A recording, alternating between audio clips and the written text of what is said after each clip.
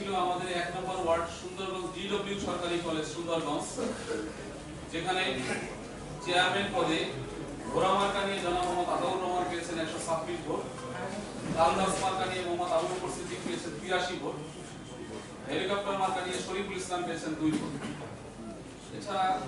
সংরক্ষিত আসনের মহিলা সদস্য পদে যারা প্রতিদ্বন্দ্বিতা করেছিলেন তাদের মধ্যে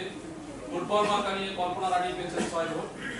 দোয়াত কলম মার্কা নিয়ে তৌহিদা বেগম পেয়েছেন 85 ভোট এবং টেবিল ঘড়ি মার্কা নিয়ে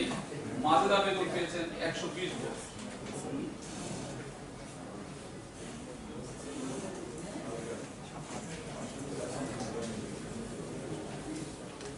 সাধারণ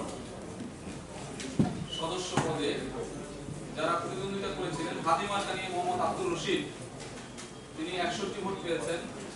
তালা মার্কা নিয়ে মোহাম্মদ আলতাফ হোসেন, উনি 68 ভোট পেয়েছেন, বৈদ্যুতিক পাখা মার্কা নিয়ে মোহাম্মদ ইমদাদুল হক 70 ভোট পেয়েছেন, টিউবওয়েল মার্কা নিয়ে জামিউল আনসারী পেয়েছেন 12 ভোট।